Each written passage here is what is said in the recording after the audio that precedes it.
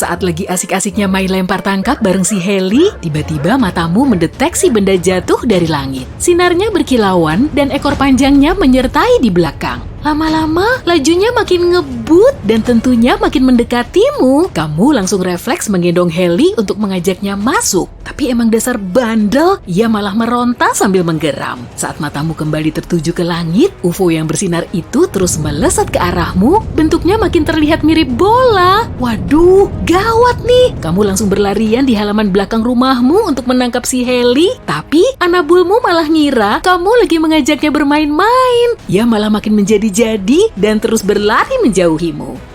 Kamu mulai nyoba berbagai trik untuk membuat si Heli masuk rumah. Dan kebetulan juga momennya sangat pas. Objek itu memancarkan cahaya super terang yang menyilaukan. Lalu tiba-tiba, duar! Seakan-akan matahari telah hancur menjadi serpihan, lalu sebagiannya jatuh ke halaman belakangmu. Kamu pun langsung ngumpet di balik sofa sambil mengintip keluar. Sesaat kemudian, tetanggamu datang untuk ngecek keadaanmu. Tapi saat membuka pintu, kamu malah disambut oleh todongan kamera. Setelah mengatur emosi, kamu menuju ke halaman belakang yang sudah dikerumuni banyak orang. Langkahmu tertuju ke objek itu dan tubuhmu langsung bisa merasakan hawa hangatnya. Benda mirip batu sebesar satu kepalan tangan tergeletak di atas tanah, meninggalkan bekas kawah mini di sekitarnya. Kamu pun mulai mengamati objek langit ini dari angle yang paling pas. Menurut buku yang kamu baca, kita nggak boleh megang meteorit yang mendarat di belakang rumah kita. Karena nggak bisa nemu sarung tangan, kamu cuma pakai potongan aluminium foil untuk memegang batu tadi. Saat kamu kembali keluar, ada emas-emas yang sudah memegangnya sambil berselfie ria. Kamu langsung merenggut batu itu dari si tamu tadi undang, lalu memasukkannya ke wadah ziplock agar terlindung dari udara lembab dan masalah lain yang bisa merusaknya. Itu pun masih kamu tambah lagi dengan membungkusnya pakai aluminium foil. Meteorit besar yang jatuh dari langit nggak akan bisa kita sentuh karena suhunya sangat panas. Yang sekecil ini sih sudah pasti dingin duluan sebelum jatuh ke tanah. Jangan pegang meteorit dengan tangan kosong karena minyak dan mikrop di kulitmu bisa merusak permukaannya. Pokoknya jangan main-main lah dengan objek apapun yang jatuh dari luar angkasa. Kamu pun langsung mengamankan batu itu dan meminta mereka untuk membubarkan diri. Saudara-saudara, maaf nih, saya masih pengen rebahan santuy. Tolong dong bubar dari sini. Ya, penonton kecewa deh. Setelah kamu hubungi, pihak agensi luar angkasa langsung datang ke rumahmu. Beberapa hari kemudian, badai besar menerjang kotamu dan menumbangkan papan iklan di sisi jalan. Tak lama kemudian, listrik di tempatmu padam. Bagus. Tapi setelah badainya reda, kamu langsung mengambil kotak perkakasmu untuk memperbaiki listrik yang rusak. Weekendmu pasti hektik banget ya. Langkahmu menuju gudang seketika terhenti saat genangan besar ada di hadapanmu. Gampang, lewat samping sini juga beres. Tapi suara kecil di benakmu terus mengomporimu. Mau kemana tuh? Beresin ini dulu dong. Kamu langsung meletakkan kotak perkakasmu dan berganti kostum bersih-bersih. Genangan air seperti ini sangat disukai nyamuk dan hama lain sebagai tempat untuk berkembang biak. Memangnya kamu mau hidup bareng hewan pengisap darah yang berisiknya minta ampun? Aku sih ogah kalau harus keseringan begadang dan terserang gatal-gatal karena makhluk durjana ini. Apalagi kalau kamu punya hewan peliharaan yang bisa bergerak bebas. Bisa aja kan anabulmu nyemplung ke air yang tercemar? Dan lebih parahnya lagi, genangan ini berada di dekat kotak listrik yang berpotensi menimbulkan bencana. Akhirnya kamu bisa mengeringkan genangan itu dan bikin halamanmu kembali cantik. Masalah listrik juga sudah teratasi. Asik, udah bisa nyantai bareng si Heli deh. Kamu sedang menikmati burger lezat di halaman belakang. Setelah puas dengan beberapa gigitan, kamu mulai meraih kentang gorengmu. Tapi kok ada yang aneh ya? Waduh, ada tawon besar yang lagi hinggap di makananmu tuh. Saking paniknya, kamu langsung bangkit, melempar burger, lalu lari tunggang langgang ke dalam rumah. Tak lupa mengunci pintu dan menggendong si Heli lagi. Reaksimu memang agak lebay sih, tapi mau gimana lagi kan? Nah, saat memasuki dapur, kamu melihat kawanan tawon sudah mengerubungi daging panggang hangat yang tadi kamu taruh di atas meja. Kian lama, jumlahnya makin banyak. Kamu pun keluar rumah untuk mencari sumbernya. Matamu mulai menatap sekeliling dengan penuh curiga. Ada tawon yang terus-terusan terbang dari tempat pemanggang daging menuju atap rumah. Satu tawon kembali ke atap, kemudian 2 tawon keluar dari situ. Pantesan, ternyata ada sarang tawon. Setelah mengambil tangga, kamu langsung memanjatnya untuk ngecek sarang itu dari dekat. Untung aja ya, sarangnya ada di luar rumah. Gak jarang juga loh, tawon bikin sarang di dalam rumah. Misalnya di belakang lemari atau di rak dapur. Si Heli berlarian keluar lagi tuh, lalu nyomot daging yang jatuh. Akibatnya, tawon di situ mulai terintimidasi, lalu terbang mengitari anjingmu untuk menghalaunya. Tapi untungnya, kamu segera menolong Heli dengan menggendongnya dan membawanya masuk. Biasanya, tawon gak akan menyengat kita kalau memang gak terintimidasi. Gak seperti lebah madu, tawon bisa menggunakan sengatnya sampai berkali-kali. Tapi hewan ini juga membantu kita mengendalikan populasi serangga lain loh. Selain itu, tawon sangat jarang dimangsa oleh hewan lain. Makanya, para petani membebaskan sejumlah tawon untuk menjaga lahan mereka. Kawanan tawon ini sudah berhasil menguasai pemanggangmu, plus bikin kamu takut keluar rumah. Teman-temannya semakin banyak berterbangan ke situ untuk ikut berpesta pora. Yah, Heli jadi ngambek tuh gara-gara kejadian hari ini. Oke, sebaiknya hubungi instansi pengendali hama, biar mereka bisa mindahin sarang tawon itu ke tempat lain. Jangan coba-coba mindahin sendiri loh ya, terlalu riskan. Ya udahlah, nggak apa-apa. Lagian kamu masih bisa masak daging lain tanpa perlu diusik tawon, tapi nyamuknya masih ada di situ. Keesokan harinya, kamu nyantui lagi di halaman sambil bermain-main dengan si Heli. Tapi kali ini anjingmu terusik oleh suara berisik yang bersumber dari balik semak-semak. Karena penasaran, ia langsung menghampiri sumber bunyi tersebut dan mulai menggali. Kamu menyusulnya untuk ngecek. Wah, rupanya ada anak anjing imut tuh. Saking kagumnya, kamu mulai mengamatinya dari dekat. Itu sih bukan anak anjing biasa. Warna bulunya agak jingga dan telinganya runcing.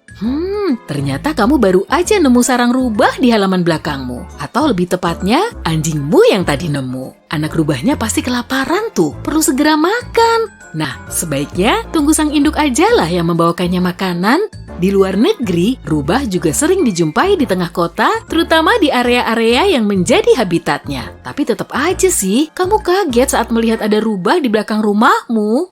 Total ada 7 anak rubah yang semuanya terlihat sehat. Dari ke-7 anakan ini, ada yang suka bermain, ada juga yang malu-malu dan seneng ngumpet. Sejumlah hewan bisa sangat protektif terhadap anak-anaknya. Jadi sebaiknya jangan ikut campur dulu, oke? Segera bawa anjingmu pergi dari situ, karena induk rubah bisa menganggapnya sebagai ancaman. Dan endingnya bisa sangat berabe. Rubah termasuk hewan pemakan segala dan tentunya akan menggali sampah untuk mencari makan. Sambil membawa si Heli ke dalam rumah, kamu mulai memutar otak untuk mencari cara. 7 rubah imut ini memang kelihatan jinak ya, jadi gampang lah kalau mau dipindahin, tapi umurnya masih sangat muda, jadi lebih gampang terluka. Sedikit tekanan saja bisa loh bikin tubuhnya terluka, belum lagi kutu yang hinggap di tubuhnya. Karena selalu di luar ruangan, anak rubah rentan terhadap segala macam hama jahat. Oke, kamu segera menghubungi pengendali hewan untuk melaporkan sarang rubah ini. Udah, biarin aja mereka yang mengurus masalah ini, oke? Halaman belakangmu unik juga ya.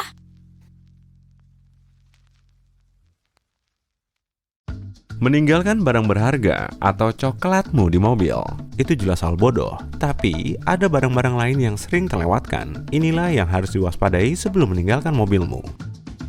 Nomor 1.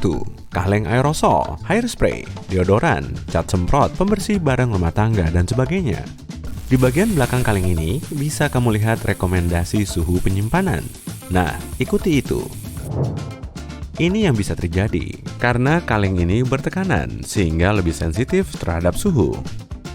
Isi kaleng bisa memuai, dan ini bisa menimbulkan retak. Lalu, kaleng itu bisa meledak. Suhu di atas 49 derajat Celcius sudah mengkhawatirkan, dan di hari yang panas, suhu di mobilmu bisa dengan mudah menjadi sepanas itu. Para peneliti dari Amerika Serikat sudah tahu berapa waktu yang dibutuhkan mobil untuk berubah jadi pabrik keringat ketika hari panas. Dalam 1 jam, bagian dalam mobil yang diparkir di bawah sinar matahari bisa mencapai 35 derajat Celcius atau lebih, dengan rata-rata 46,7 derajat Celcius. Jadi, kalau ingin mobilmu tetap utuh dan kondisinya tetap baik, keluarkan kaleng aerosolmu. Barang yang kedua adalah tabir surya. Tabir surya sangat penting bagi kulitmu karena bisa mengurangi risiko komplikasi kulit dan mencegah penuaan kulit karena matahari. Ini termasuk keriput, kulit kendor, dan flek hitam. Tapi jika kamu tinggalkan di mobil, tabir surya terekspos suhu tinggi dan akhirnya akan memperpendek umur simpannya. Kalau akhirnya menemukan tabir surya yang rusak, mungkin tercium bau aneh saat kamu buka tutupnya.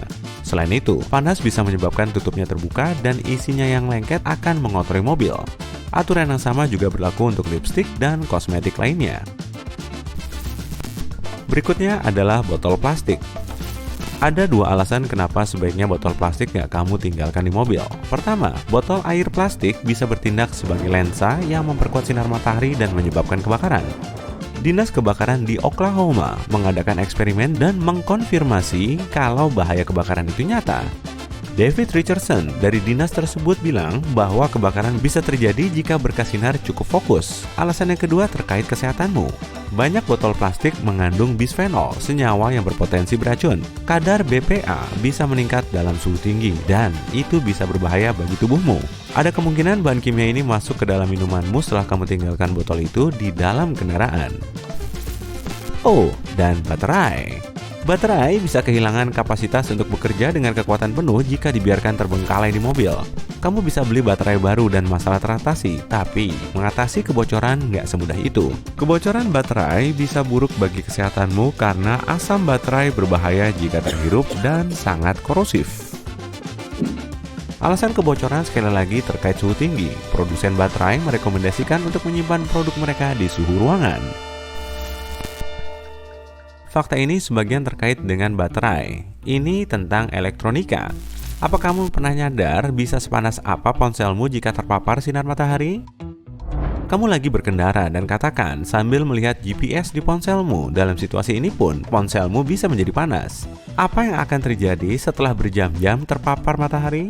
Perusahaan ponsel sangat menentang konsumen meninggalkan peranti mereka di mobil karena ponsel bisa mati, rusak, atau kamu tahu kan? Boom! Barang pribadi adalah prioritas lain di daftar ini. Mungkin yang pertama terlintas di pikiranmu adalah dompet atau tas tangan. Tapi paspor atau bahkan uang receh yang kamu tinggalkan di dekat kursi penumpang kadang sudah cukup untuk menarik pencuri. Lebih baik simpan barang-barang semacam itu di luar pandangan, misalnya di bagasi, alih-alih di jok belakang. Nomor 7 juga terkait pencurian. Kadang hidup terlalu sibuk dan dapat dipahami kalau kamu nggak bisa sering-sering membersihkan mobilmu. Tapi meninggalkan sampah di mobil adalah kesalahan lain. Pencuri cenderung mencari mobil yang tampak berantakan. Mereka berpikir pemiliknya jarang memakai kendaraan itu. Kalau tanaman gimana? Aku tahu, menyimpan tanaman di mobil itu nggak biasa di kehidupan sehari-hari, tapi kadang kamu harus memindahkan tanaman. Panas di dalam kendaraan bisa dengan mudah membuat tanaman malang itu dehidrasi. Obat-obatan juga merupakan barang lain yang nggak seharusnya kamu simpan di mobil terlalu lama. Suhu yang terus-menerus berubah di mobil bisa mengurangi efektivitas pilmu. Otoritas merekomendasikan untuk menyimpan kebanyakan obat pada suhu 15-25 derajat Celcius di tempat sejuk dan kering. Dokumen penting yang berisi data pribadi juga nggak seharusnya ditinggalkan di mobil. Beberapa contoh dari dokumen semacam itu adalah formulir pajak, laporan keuangan, dan transkrip nilai. Pencuri bisa melakukan penipuan atau pencurian identitas dengan memakai informasi berharga ini. Dan ada juga makanan dan minuman. Para ahli merekomendasikan untuk tidak meninggalkan bahan makanan atau sisa makanan di mobil yang hangat selama lebih dari 2 jam atau cuma sejam jika suhu di atas 32,2 derajat Celcius. Aturan yang sama juga berlaku di musim dingin. Makanan kalengan misalnya berisiko tinggi menjadi rusak. Jika, katakan, sekaleng sweet pea membeku di mobil, efeknya akan mirip dengan yang terjadi pada soda. Biarkan meleleh di kulkas, alih-alih di suhu ruangan. Kalau produk itu nggak kelihatan atau beraroma wajar, buang di tempat yang nggak terjangkau hewan sekalipun. Jangan coba dicicipi, percayakan pada indramu yang lain. Jika produk itu kelihatan berkarat atau ada retak di kaleng, maka harus dibuang juga. Telur adalah contoh lain. Biasanya telur nggak perlu dibekukan, tapi andai kamu lupa meninggalkan satu kantong bahan makanan di bagasi mobil dan cuaca begitu dingin hingga telurnya membeku, simpan telur di kulkas sebelum digunakan. Telur ini harus direbus sampai matang, ini satu-satunya opsimu. Kamu tahu kan, pembekuan menyebabkan kuning telur mengental dan mirip sirup. Kuning telur nggak bisa mengalir alami lagi dan nggak bisa tercampur dengan baik dengan bahan-bahan lain. Kamu nggak seharusnya meninggalkan hewan peliharaanmu sendiri di mobil, itu jelas. Dan bukan cuma karena potensi naiknya suhu. Hewan peliharaanmu akan merasa nggak nyaman tanpa kamu, sahabat terbaiknya yang menemani. Karena putus asa, hewan ini bisa melakukan sesuatu agar dilihat yang mungkin berupa, misalnya merusak interior kendaraan. Nah, yuk kembali ke musim dingin lagi. Kalau mungkin, jaga agar tangki bahan bakar mobilmu selalu terisi lebih dari setengah. Ini bisa mencegah bahan bakar membeku. Ini juga mempermudahmu menyalakan mesin dan berangkat di pagi hari. Ketika mengawasi indikator bahan bakar, ada baiknya perhatikan juga tekanan ban. Hawa dingin bisa menyebabkan turunnya tekanan. Bukan cuma suhu tinggi, suhu rendah juga bisa merusak beberapa produk. Contoh yang pas adalah kaleng cat. Kaleng cat harus cepat-cepat dikeluarkan dari mobil di musim dingin. Bahan-bahan dalam cat bisa memuai, terpisah, dan menggumpal karena udara dingin. Dengan kata lain, kamu nggak akan bisa memakai cat ini lagi. Cuaca juga mempengaruhi alat musik dari kayu, seperti biola atau gitar. Perubahan suhu atau kelembapan bisa menyebabkan alat musik dari kayu melengkung, retak, atau terbelah. Kacamata juga terdampak oleh suhu yang berfluktuasi. Di mobil yang panas, bingkai dari plastik bisa membengkok atau plastik bisa rapuh jika udara sangat dingin. Ini bikin kacamata lebih rentan pecah. Jangan tinggalkan kunci rumah dan kunci pintu garasi di mobil. Ini hal yang dilakukan banyak orang sehari-hari, tapi berisiko. Kunci-kunci ini bisa jatuh ke tangan yang salah. Untuk mendengarkan musik, kebanyakan orang menghubungkan ponsel mereka ke mobil atau mendengarkan radio. CD makin jarang dipakai sekarang. Tapi jangan tinggalkan CD di mobil. Kepingan ini bisa melengkung dan nggak akan bisa kamu pakai lagi. Kamu tahu barang lain yang nggak seharusnya ditinggalkan di mobil? Pas lagi santai di pantai, tiba-tiba kamu melihat sekawanan besar burung. Mereka heboh saat melihat sesuatu di air. Kamu pun terdorong untuk mencari tahu apa yang ada di sana. Tapi saranku sih, duduklah lagi dan menjauh dari air. Aku paham kok, mungkin kamu mengira dirimu cukup kuat dipatuk beberapa kali sama burung camar. Tapi bukan burung-burung ini yang bikin aku khawatir, melainkan yang bersembunyi di bawah air. Ikan adalah makanan pokok bagi banyak hewan lain, baik yang hidup di darat maupun di bawah laut. Tuna, cumi-cumi, dan gurita serta mamalia laut seperti anjing laut, semuanya memangsa berbagai jenis ikan kecil.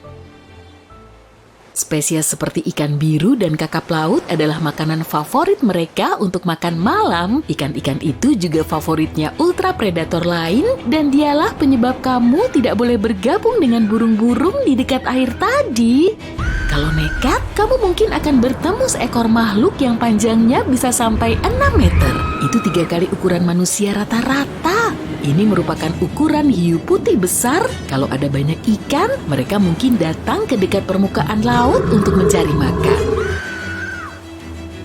Hiu putih besar punya kekuatan gigitan terkuat di antara semua hewan. Satu-satunya spesies hewan lain yang mendekati kekuatan gigitan mereka adalah buaya air asin. Bukan cuma itu, kemampuan mereka mengendus bau juga sangat kuat.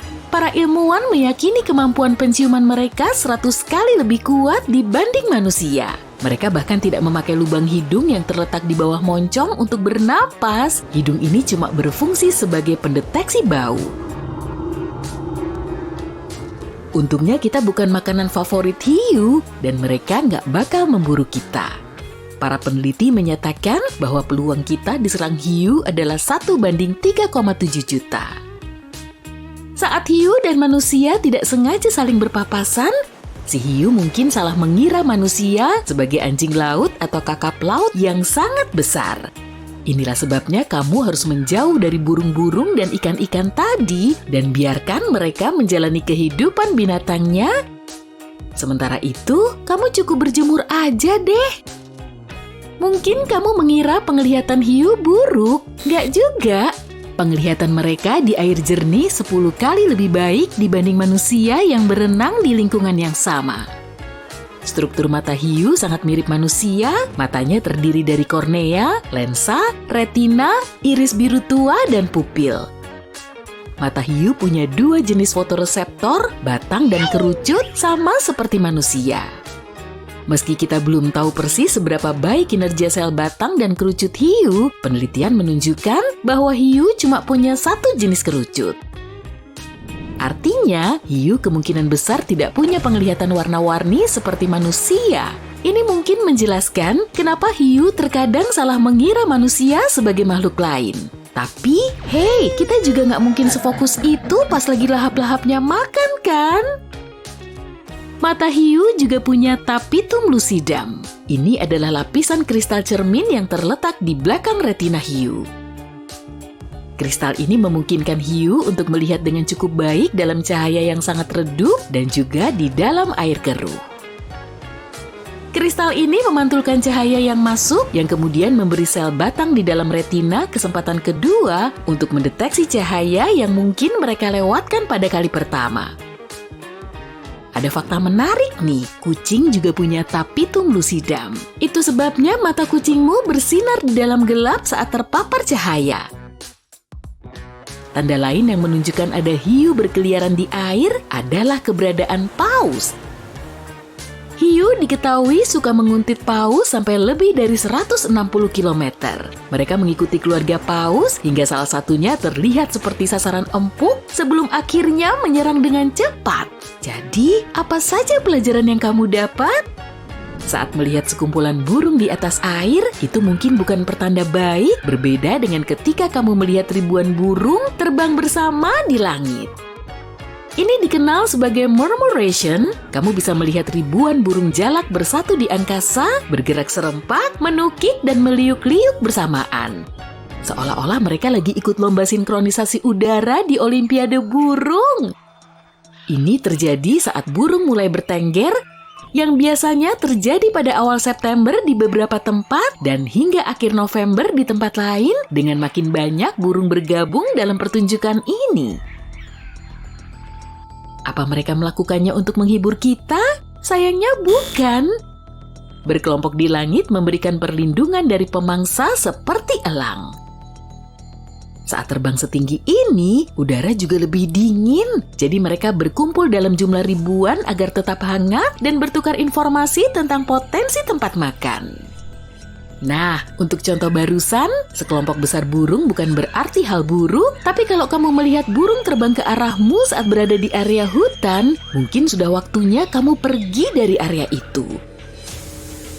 Burung dan hewan lain melarikan diri dari area kebakaran. Hewan tertentu seperti amfibi mungkin akan tetap tinggal di dalam kobaran api. Alih-alih melarikan diri, mereka akan menggali ke bawah tanah untuk menghindarinya.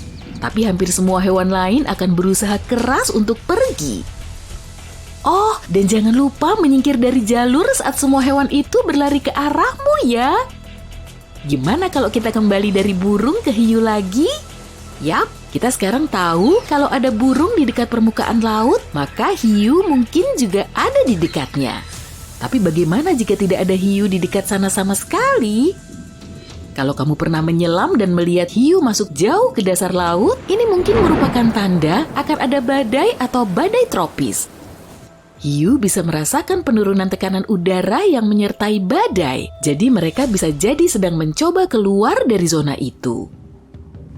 Hiu tidak terlalu peduli sama manusia, jadi mereka tidak menganggap pantai berpasir, pedalaman, dan kota-kota kita sebagai zona aman. Mereka makhluk yang cukup cerdas dan tahu makin dalam mereka masuk ke lautan, maka mereka makin aman.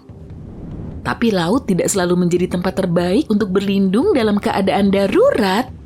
Contohnya, kalau kamu menemukan makhluk laut yang biasanya hidup di air, tiba-tiba berada di pasir pantai, jangan masuk ke dalam air ya. Ini merupakan tanda bahwa air tersebut berpotensi beracun. Ada kemungkinan ombak merah muncul di perairan dekat pantai. Ombak merah terjadi di seluruh dunia, tapi ada satu spesies alga khusus yang menyebabkannya di Teluk Meksiko. Ombak merah terjadi saat air dipenuhi lebih banyak ganggang beracun dari biasanya. Air akan menjadi kemerahan atau kecoklatan, tapi terkadang warna airnya normal. Kalau kamu masuk ke air, kamu mungkin mengalami iritasi pada saluran pernapasan seperti batuk atau tenggorokan gatal. Kalau ini terjadi padamu, kamu harus membilas mulutmu dengan air bersih. Selagi membahas air, katakan terkenal akan suaranya kan? Tapi kalau kamu mendengar mereka bersuara lebih sering dari biasanya, mungkin itu karena hujan akan turun. Sebuah teori mengatakan ini ada hubungannya dengan musim kawin. Pertama, mereka kawin lalu bertelur di dalam air tawar. Hujan yang deras berarti lebih banyak air untuk habitat katak. Itu sebabnya katak jantan mengundang para betina untuk berkencan sebelum hujan turun dengan simfoni nyanyiannya. Kalau kamu mendengar banyak dengungan, artinya lebah lebih aktif dari biasanya dan badai mungkin akan datang. Saat merasa badai akan datang, lebah bekerja lebih keras dan lebih cepat untuk mengumpulkan lebih banyak nektar sebelum badai. Dan begitu selesai mengumpulkan nektar, mereka akan selalu kembali ke sarangnya 10-15 menit sebelum hujan lebat meski tanpa tanda-tanda yang jelas. Rahasia mereka adalah rambut supersensitif di bagian punggung yang bisa menangkap penumpukan elektrostatis awan badai. Wah, kamu udah siap untuk petualangan barumu di negeri es dan api Islandia. Tapi sebelum mengganti mode ponselmu dengan mode penjelajah gunung berapi, dengarkan aku dulu.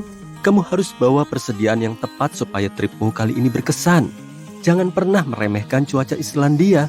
Gak peduli kamu pergi ke sana di bulan Mei atau Januari, kamu tetap akan bisa mengalami semua musim di trip kamu, atau bahkan dalam satu hari. Kalau kamu pergi pas musim panas, bawalah baju-baju ringan maupun tebal, serta bot hiking yang bagus.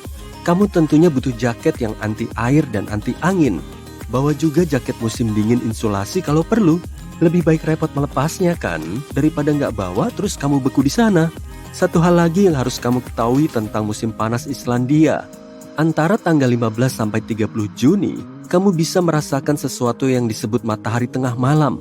Matahari di sana baru terbenam setelah tengah malam. Dan bahkan pada saat itu pun, mataharinya cuma sedikit aja tersembunyi di balik cakrawala. Jadi situasinya lebih mirip senja. Kecuali akomodasimu punya gorden yang ekstra tebal dan gelap, kamu mungkin akan kesulitan tidur saat di luar terang. Makanya, bawa juga masker tidur. Dan untuk di siang hari, kamu jelas butuh kacamata hitam dan tabir surya. Atau datang aja bulan Desember, saat di sana cuma terang selama 4 jam 7 menit aja. Suhu musim dinginnya nggak seberat yang kamu bayangkan, tapi salju dan angin yang datang dari segala arah bikin suasananya kurang nyaman. Jadi, fokuslah untuk tetap hangat dan kering. Pakailah jaket insulasi, baju selapis 2 lapis, celana hangat, atau celana anti air reflektif biar tetap kering dan kelihatan di salju, topi hangat, dan oh iya, bot yang bagus bakal berguna banget pastinya. Gerigi es sebagai tambahan bakal bantu kamu tetap stabil di medan beres. Musim semi dan musim gugur di sana lumayan pendek, dan cuacanya juga nggak bisa diprediksi banget. Jadi barang-barang yang kamu pak buat musim dingin juga berguna. Bahkan kalau kamu pergi ke Islandia saat cuaca lagi dingin-dinginnya, jangan lupa bawa baju renang. Laut Islandia memang bukan laut yang airnya hangat, tapi kamu butuh baju renang itu buat nyobain kolam luar ruangan dan mata air panas yang jumlahnya banyak di sana. Karena semua kolamnya dapat panas dari bumi, jadi suhunya hangat. Warga lokal dan turis senang berenang di semua kondisi cuaca. Yap, bahkan saat bersalju. Blue Lagoon adalah spa geotermal yang paling terkenal. Spa ini menggunakan air laut yang berasal dari bawah tanah sejauh 2000-an meter dan mengandung mineral-mineral bumi yang bermanfaat. Kalau udah jadi hangat karena panas bumi di dekat sana, campuran air laut dan air segar bisa jadi kolam dengan suhu sekitar 38 derajat Celcius. Warna toska kolam itu yang cocok dijadikan gambar kartu pos berasal dari silika yang ada di dalamnya, yang memantulkan cahaya matahari. Kamu harus bawa botol minum juga. Nantinya bisa kamu isi ulang dari keran karena airnya aman dan sehat. Negara ini penuh dengan mata air murni dan gletser. Air berkualitas bagus itu pun disalurkan sampai ke keran-keran. Airnya nggak mengandung zat kimia, jadi ini termasuk air yang paling jernih di dunia. Kamu cuma harus nunggu sebentar kalau mau nuker dari air panas ke air dingin. Air panas juga disalurkan ke rumah-rumah di Islandia langsung dari mata air dan dihangatkan dari sumber panas bumi. Belerang bikin baunya mirip telur busuk. Emang agak jijik dikit sih, tapi air ini aman. Harga air botolan mahal banget di sana. Dan sumbernya juga ya dari keran-keran ini. Orang-orang Islandia nggak ada masalah ngomong dan memahami bahasa Inggris. Tapi kalau mau ngerasa lebih lokal, kamu bisa bawa earbud translasi. Bahasa Islandia itu lumayan sulit dipahami sekali jalan dan mungkin terdengar nggak biasa. Bahasa ini cuma punya penutur asli kurang dari 1,5 juta jiwa. Tapi mereka bangga banget sama bahasanya, jadinya jumlah penuturnya terus bertambah. Alih-alih menyerap kata dari bahasa lain untuk bikin konsep baru, mereka membuat kata-kata baru atau menggunakan lagi kata-kata kuno. Bahasa Islandianya komputer misalnya, arti literalnya adalah nomor ramalan. Ada lebih dari 130 cara untuk menyebut angin, dan 112-nya dituliskan di papan-papan kayu di jalanan. Dari angin paling semilir sampai yang paling kencang. Kalau kamu mau mempelajarinya, ada juga beberapa konsep yang tidak ada dalam bahasa Inggris. Misalnya window weather atau cuaca jendela. Ini adalah cuaca yang kelihatan bagus dari dalam, tapi begitu kamu keluar, kamu bakal nyesel. Ya, aku paham. Oh iya, kalau seandainya nih, kamu berencana membawa kuda ke Islandia, baiknya jangan deh. Kuda Islandia adalah salah satu jenis kuda paling tua dan paling murni di dunia dengan sejarah keturunan yang udah ada sejak abad ke-10. Ceritanya, nenek moyang kuda-kuda zaman sekarang dipilih dan dibawa dengan hati-hati ke Islandia dari Norwegia selama masa kejayaan Viking. Dan gak ada orang yang mengimpor jenis kuda lain ke Islandia sejak abad ke-11. Hal itu dilarang hukum. Isolasi penuh ini membantu kuda-kuda cantik Islandia tetap sehat dan berumur panjang. Kuda-kuda ini dulunya merupakan satu-satunya moda transportasi di sana. Mereka beradaptasi untuk mampu bertahan dalam kondisi cuaca apapun. Dan mereka pun berkembang biak meski tubuhnya nggak besar. Oh iya, kalau kamu lihat kuda, jangan sebut itu kuda poni ya. Warga lokal bisa tersinggung nanti. Sebenarnya aku nggak mau bilang sih, tapi harapanmu nggak akan terkabul cuma karena kamu ngelempar koin ke salah satu mata air panas Islandia. Tanda yang melarang melempar koin dipasang di seluruh tempat, dan itu bukan tanpa alasan. Koin-koin itu jadi ada di dasar air yang jernih, mengganggu penampilan alami mata air panas dan kolam-kolam itu. Ditambah lagi, para peneliti telah membuktikan bahwa koin dan sampah lain bisa mengubah warna air panas itu selamanya. Itulah yang terjadi di Yellowstone. Kolam Morning Glory itu berubah warna dari biru tropis menjadi hijau dengan semburat oranye kekuningan. Kalau nggak mau itu terjadi di bentang alam Islandia yang indah, simpan aja koinmu buat beli souvenir atau kantongin aja deh. Elf atau peri berperan penting di Islandia. Sekitar setengah populasi di sana mempercayai keberadaannya.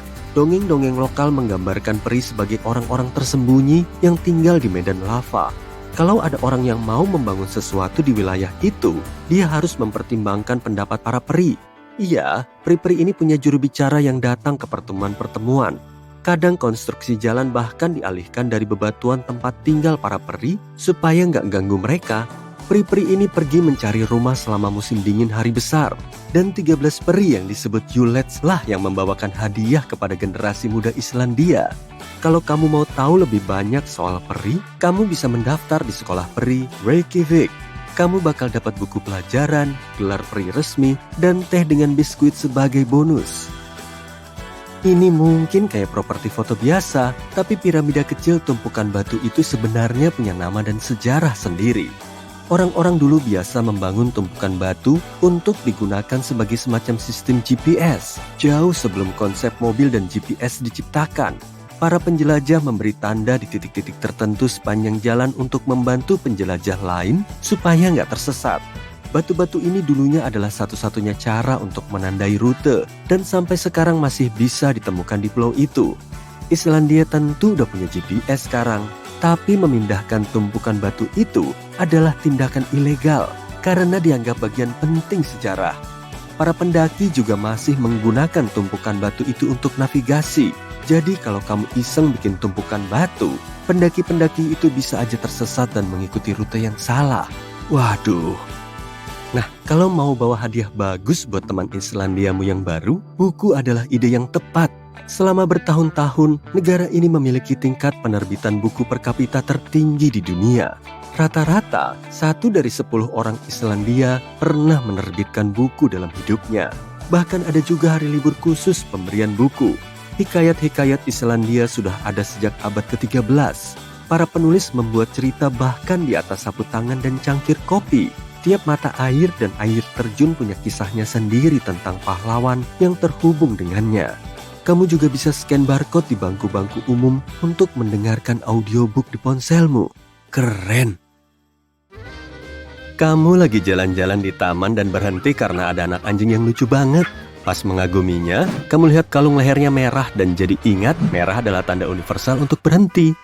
Di seluruh dunia, kamu melihatnya di rambu-rambu dan lampu merah. Harusnya kamu nggak terlalu dekat dengan anak anjing lucu ini. Kalung leher merah pada anjing menandakan kalau hewan itu agresif dan manusia serta hewan lain harus memberinya ruang.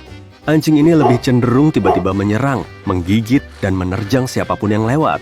Mungkin ini sulit dipercaya karena anjing itu terlihat begitu senang ketika bersama pemiliknya. Kamu benar, mungkin ia gembira sebab ia mencintai pemiliknya dan mungkin juga sangat protektif terhadapnya. Mungkin juga ia anjing pembantu. Tapi, anjing pembantu biasanya memakai rompi bertuliskan bantuan emosional atau anjing pembantu. Oh ya, tolong kamu ingat dua kata penting ini, jangan dielus. Tidak semua pemilik anjing mau memakaikan kode warna pada hewan peliharaan mereka. Ini lebih sering digunakan di lingkungan profesional. Misalnya, jika seekor anjing pelacak sedang ada pekerjaan membaui, mungkin ia ada pekerjaan yang lebih penting dibanding menerima elusan di perutnya dari orang asing. Kalung merahnya mungkin sekarang berfungsi sebagai pengingat bagimu. Adalah fakta kalau anjing memiliki 300 juta reseptor penciuman di hidungnya. Manusia kira-kira punya 6 juta. Artinya penciuman anjing sekitar 50 kali lebih tajam dibanding kita. Bagian otak anjing yang dikhususkan untuk menganalisis bau sekitar 40 kali lebih besar dari punya kita. Anjing tertarik pada bau-bauan baru. Kemungkinan besar anjing lebih suka sesi mengendus dibanding tawaranmu untuk mengelus perutnya. Itu bisa bikin jengkel anjing. Kenapa nggak kita tengok beberapa hal lain yang bisa bikin anjingmu jengkel? Yang pertama, mungkin menyakitkan hatimu dan sulit diterima. Pernahkah kamu perhatikan anjingmu diam ketakutan saat kamu memeluknya? Apa kamu pernah penasaran apa sebabnya? Anjing nggak suka kamu peluk. Penelitian menunjukkan harusnya kamu tidak boleh memaksa anjingmu, termasuk memeluk anjingmu. Kalau anjingmu menginginkannya, nggak masalah. Tapi kalau enggak, tepukan di kepala sudah cukup. Nggak ada yang mau pulang ke rumah dan mendapati perabotan indahnya hancur digigitin anjing. Atau mendapati sepatu barunya rusak. Tapi satu hal yang harusnya nggak kamu lakukan adalah meneriaki anjingmu. Meskipun ia udah mengunyah sepatu kesayanganmu yang termahal. Teriakan cuma bikin bingung anjing. Mungkin ia akan mengira kamu lagi menggonggong dan penasaran apa yang terjadi pada tuannya. Aku tahu mata anjing itu indah dan sulit memalingkan pandangan darinya. Tapi usahakan untuk tidak menatapnya terlalu lama. Kontak mata terlalu lama bisa juga menjadi bentuk agresi bagi sahabat setia kita itu. Ini bahkan berlaku pada anjingmu sendiri, yang mungkin jadi takut karena sikap seriusmu itu. Ini terutama dialami anjing asing yang mungkin merasa cemas dan nggak nyaman dengan kehadiranmu. Coba alihkan perhatianmu dari menatap matanya dan fokus saja mengelus bulu lembut yang enak dipeluk itu. Apalagi yang bikin anjingmu jengkel, meskipun teman berbulumu merasa tak masalah punya kuku sangat panjang, satu hal yang sering ia permasalahkan adalah ketika pemiliknya mencoba memotongnya. Penelitian menunjukkan bahwa anjing benci dipotong kukunya, dicek telinganya, dan diperiksa mulutnya. Tapi hal ini harus dilakukan sebab kuku yang terlalu panjang bisa melukai anjingmu, dan mengecek telinganya bisa mencegah infeksi telinga yang parah. Ada baiknya membuat anjingmu nyaman dengan menyentuh kaki dan telinganya sebelum membawanya ke groomer setempat atau mencoba memotong kukunya sendiri. Menjadi pemilik anjing bertanggung jawab adalah dengan memastikan anjingmu cukup olahraga. Dan anjing selalu suka jalan-jalan kan? Nggak selalu sih. Yuk, kita bersikap praktis aja. Kamu lagi di pantai di hari yang cerah. Kamu jalan-jalan di pasir tanpa alas kaki. Dan tiba-tiba kakimu terasa terbakar. Dengan cepat, kamu berusaha kembali ke handukmu. Tahu kemana arah bicaraku? Jika pasir terlalu panas bagi kakimu, mungkin begitu juga bagi kaki anjingmu. Dan bukan cuma kaki kepanasan yang harus kamu khawatirkan. Panas itu sendiri bisa membahayakan anjingmu. Anjing bisa mendinginkan diri dengan terengah-engah. Tapi cara ini nggak begitu efektif di cuaca panas. Dengan memilih sesi jalan-jalan anjingmu di awal pagi atau akhir sore, kamu bisa sangat membantu anjing itu. Variasi adalah bumbu kehidupan, dan jangan kira ini nggak berlaku bagi anjingmu, terutama dalam hal permainan yang kamu mainkan bersamanya. Saat memikirkan apa permainan terbaik untuk dimainkan dengan anjing kita, kebanyakan menjawab lempar tangkap. Bukan kita yang harus mati-matian mengejar bola, jadi bagi kita, permainan ini cukup nyaman. Berusahalah lebih kreatif, coba permainan lain. Salah satunya tarik tambang, yang membutuhkan usaha yang sama dari pihak anjing maupun manusianya. Anjing suka permainan ini, dan berlawanan dengan yang sering dipercaya. Ini nggak ada kaitannya dengan agresi, terutama jika kamu selang-seling yang menang di tiap putaran. Permainan ini juga akan mengajarkan keterampilan penting untuk mengendalikan dorongan. Permainan yang berakhir awal mengajari anjingmu perbedaan antara yang bisa diterima dan yang enggak. Kamu juga bisa bermain latihan dengan anjingmu. Memberi anjingmu hadiah saat ia menatapmu tanpa diminta akan memungkinkanmu memiliki lebih banyak kendali atasnya. Meskipun ia hewan, anjing punya beberapa kesamaan sifat dengan manusia. Contohnya, ia nggak mau bergaul dengan semua anjing, jadi jangan paksa untuk bersahabat dengan anjing lain. Sebagian anjing pemalu, sedang yang lain sangat supel. Tugas kita sebagai pemilik yang bertanggung jawab adalah mencari tahu bagaimana membuat anjing kita nyaman. Anjing punya tingkat percaya diri yang berbeda-beda. Seekor anjing mungkin nggak masalah dengan seekor anjing lain, tapi menjadi nggak nyaman di kelompok lebih dari 2. Kadang lebih baik membuat sekelompok kecil anjing untuk bermain dengan anjingmu atau mengenalkannya kepada anjing baru seekor sekali waktu. Tapi memaksa anjing memasuki situasi tak nyaman adalah tidak boleh. Satu hal yang kadang kita semua enggan adalah perubahan. Satu hal yang disukai anjing adalah membuat pemiliknya senang. Jadi, jika anjingmu enggak mendengarkanmu, kemungkinan besar karena aturanmu kurang konsisten. Konsistensi disukai anjing. Ini memungkinkannya tahu bagaimana harus berperilaku dalam berbagai situasi. Menyuruhnya berbaring setelah sebelumnya memakai kata duduk bisa sangat membingungkan. Sebenarnya, kamu harus membuat jadwal harian bagi anjingmu. Ini akan mencegahnya mengharap permainan tarik tambang saat kamu lagi siap-siap untuk bekerja. Dan satu hal yang harus kamu masukkan ke dalam jadwal adalah waktu di luar rumah. Ini akan mengajari anjingmu cara berperilaku di lingkungan baru. Kamu nggak bisa begitu saja berharap anjingmu akan masuk ke kafe ramah anjing seperti yang sekarang marak dan ia tahu caranya menjadi anjing yang baik. Ambil langkah pelan-pelan kalau anjingmu jadi terlalu bersemangat ketika kamu bergerak terlalu cepat. Oh ya, jangan lupa hadiah lezat tiap kali anjingmu berperilaku baik. Dengan semua perhatian yang ia berikan ke kita, akan adil rasanya kalau kita melakukan hal yang sama. Mengabaikan bahasa tubuh anjingmu adalah nggak bagus. Cuma karena ia nggak bisa ngomong, bukan berarti kamu nggak bisa tahu apa yang ia pikirkan. Penelitian bilang, anjing bicara dengan tubuhnya. Meski beberapa perilaku sangatlah umum, seperti memiringkan tubuh agar lebih diperhatikan, anjing punya cara berbeda-beda menunjukkan kecemasannya, dari diam di tempat sampai kibasan ekor yang aneh. Mata, ekor, telinga, dan postur anjing adalah kunci untuk memahami perasaan hewan peliharaanmu. Memperhatikan dengan cermat bagaimana anjingmu merespon lingkungan sosial yang berbeda-beda juga bisa mencegah terjadinya situasi nggak nyaman. Hal paling jelas yang nggak disukai anjing, diabaikan. Baik manusia maupun anjing nggak punya energi untuk bermain seharian. Tapi kamu tetap harus mencari jadwal untuk membentuk ikatan 1 lawan 1. Bukan cuma makanan dan tempat tinggal yang dibutuhkan makhluk ini. Ini terutama berlaku saat kamu menambah anjing baru di rumahmu. Anjing juga bisa merasa ditinggalkan. Tolong pastikan anjing yang lama nggak merasa tak disayang lagi. Mari kita lihat apakah kamu mengetahui rahasia tersembunyi dari hal-hal ini. Panah kecil di samping simbol pompa bensin di dashboard ini mungkin terdengar sangat jelas, tapi tanda ini ada untuk memberitahu di sisi mana tangki bensin berada. Gak perlu lagi menghabiskan waktu berjam-jam untuk mengingatnya, jawabannya ada di depanmu.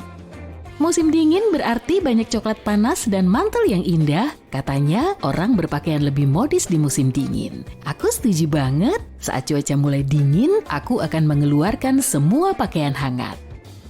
Penasaran apa arti dari setengah ikat pinggang pada mantel musim dingin favoritmu? Saat ini ikat pinggang itu ada hanya untuk fungsi estetika. Tapi pada awalnya, ikat pinggang ini digunakan untuk mengumpulkan kain ekstra dari jaket yang berfungsi ganda sebagai selimut. Ikat pinggang ini secara harfiah digunakan untuk mengubah selimut menjadi jaket. Sekarang nggak ada yang lebih menjengkelkan daripada mengenakan sweater wool yang indah dan merasa gatal-gatal. Untuk mencegah hal ini terjadi lagi, ini rahasianya. Balikan sweater dan rendam dalam air dingin, tambahkan 2 hingga 3 sendok makan cuka dan diamkan selama beberapa waktu. Tiriskan airnya. Sekarang, selagi sweater masih basah, pijatkan banyak kondisioner rambut ke dalam serat wool dan setelah membiarkannya terendam dalam kondisioner rambut selama sekitar 30 menit, tekan dengan lembut sisa air dari wool dan biarkan mengering di atas handuk. Selesai, nggak ada lagi deh sweater yang gatal. Ini Jumat malam dan kamu mengundang beberapa teman untuk makan hamburger. Kamu mengeluarkan saus tomat Heinz yang lezat itu untuk membuat patty-nya lebih lezat saat matang. Saus tomatnya tampak macet, nggak peduli seberapa keras kamu memencet botolnya, saus tomat nggak mau keluar. Temanmu memperhatikan dan memberikan tip yang brilian. Lihatlah tanda 57 pada botol saus tomat, bukan yang ada di logo ya, itu nggak berarti apa-apa, tapi tanda yang ada di botol itu menunjukkan titik terbaik untuk memencet agar saus keluar. Ini adalah pesta saus tomat semuanya.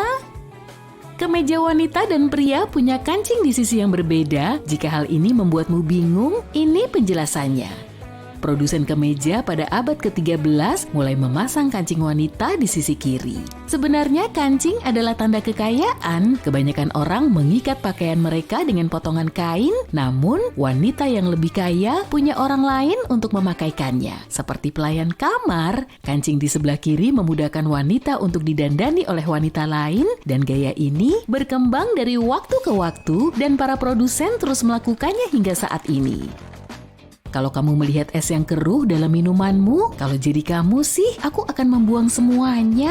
Bayangkan kamu pergi ke kedai pizza lokal, begitu tiba, mulutmu berliur memikirkan isi ulang soda gratis yang akan kamu dapatkan. Sambil menunggu pizza datang, kamu pergi ke mesin soda. Hal pertama yang kamu lakukan adalah mengisi gelas dengan es sampai penuh, dan kamu melihat esnya sedikit lebih keruh dari biasanya. Kenapa begitu ya, pikirmu? Haruskah kamu membuangnya atau tetap menuangkan soda? Tergantung cara membekukan es akan membeku dari luar ke dalam. Yang pertama membeku adalah air yang paling bersih, mineral dan kotoran akan terdorong ke bagian tengah es batu, membuat es menjadi keruh. Dalam hal ini, pilih aja es batu yang jernih. Es yang jernih berarti hanya berisi air, kamu nggak akan sakit perut. Rasanya lebih enak dan akan bertahan lebih lama, menjaga minumanmu tetap dingin untuk waktu yang lebih lama.